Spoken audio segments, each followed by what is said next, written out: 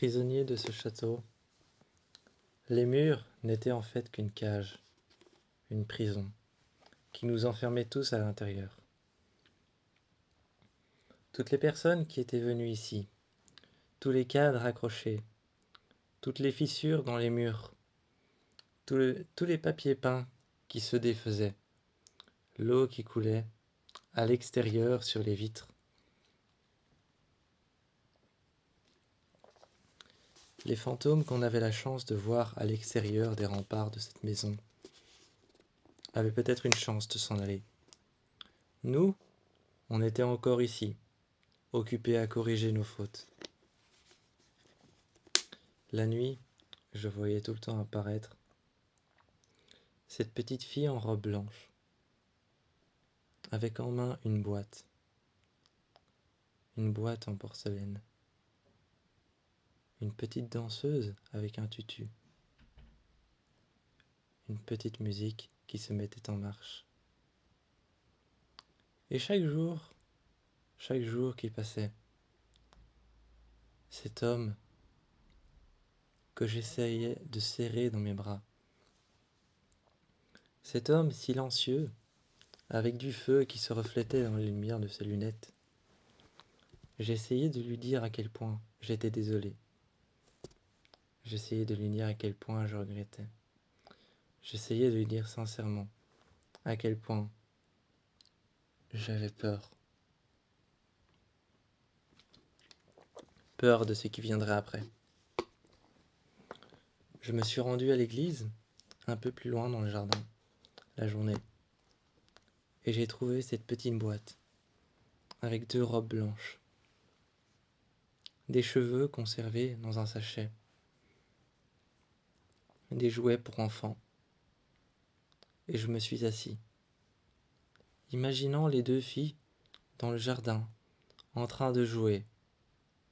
Je les ai imaginées, en train de sauter, à la corde à sauter, en train de cueillir des fleurs, de courir dans les allées, de se cacher, de compter 1, 2, 3, 4, 5, criant me voilà pour aller chercher l'autre, tel que moi je compte les jours, tel que moi je compte les heures, tel que moi je compte les jours, et tel que moi je compte les fois où j'ai passé le même couloir.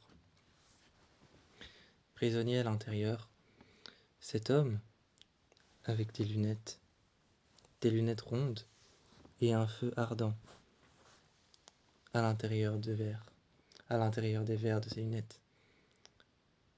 Tel que j'étais prisonnier à l'intérieur, je voulais à tout prix lui dire que j'étais désolé. Et il y avait cette femme. Elle était dans la maison. Elle parcourait les couloirs, montait les escaliers, descendait les escaliers, montait les escaliers, descendait les escaliers, parcourait les couloirs, revenait dans sa chambre, sortait.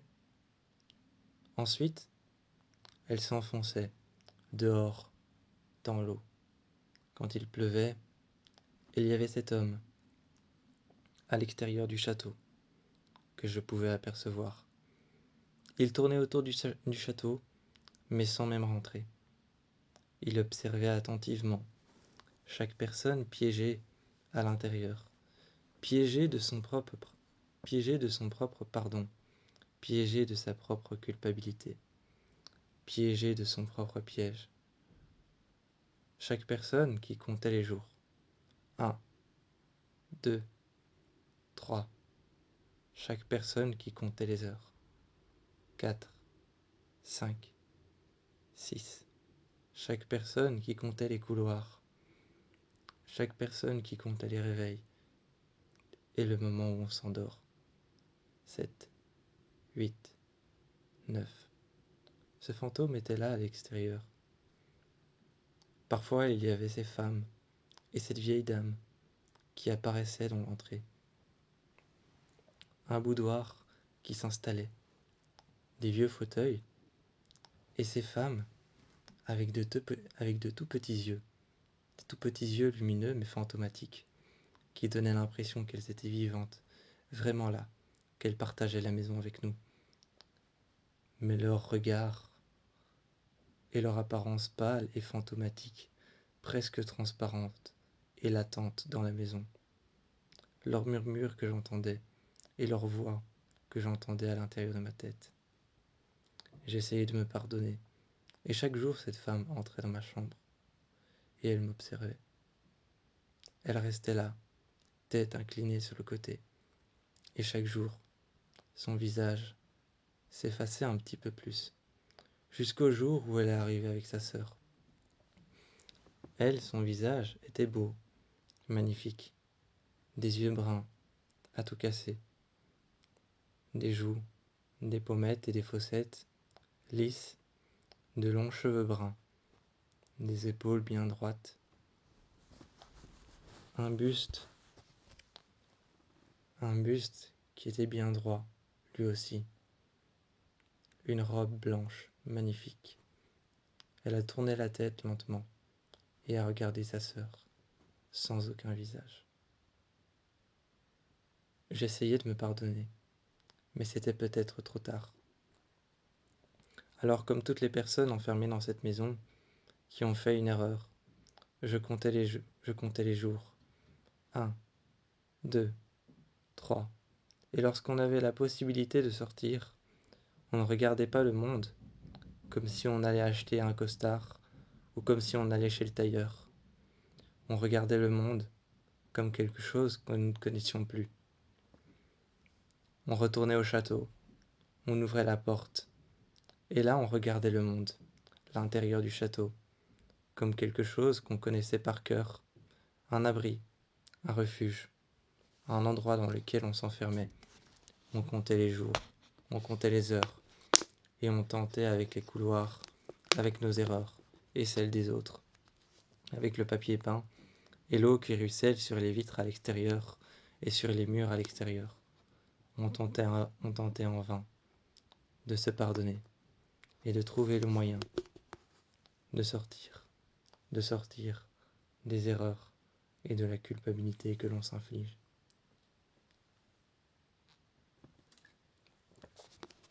Mais ce n'est pas la mission la plus facile. À l'intérieur de ces couloirs réside quelque chose qui nous enferme, qui nous maintient en vie, peut-être monotone, une vie monotone, mais cette vie monotone a une raison d'être et d'exister. Cette raison d'être et d'exister, c'est d'essayer de nous dire, de nous prouver à nous-mêmes, sans se sentir coupable ou de ne plus se sentir coupable. Cette raison d'exister d'une vie monotone, sortir, rentrer, revenir, s'habiller, se coucher, dormir, se lever, faire à manger, manger, tailler les haies, sortir dans le jardin, et encore une fois, compter les jours, compter les heures. Cette vie monotone a une raison d'être, une raison d'exister. Elle nous maintient à l'intérieur avec un quart d'heure, une heure, et une temporalité qui se répète encore et encore,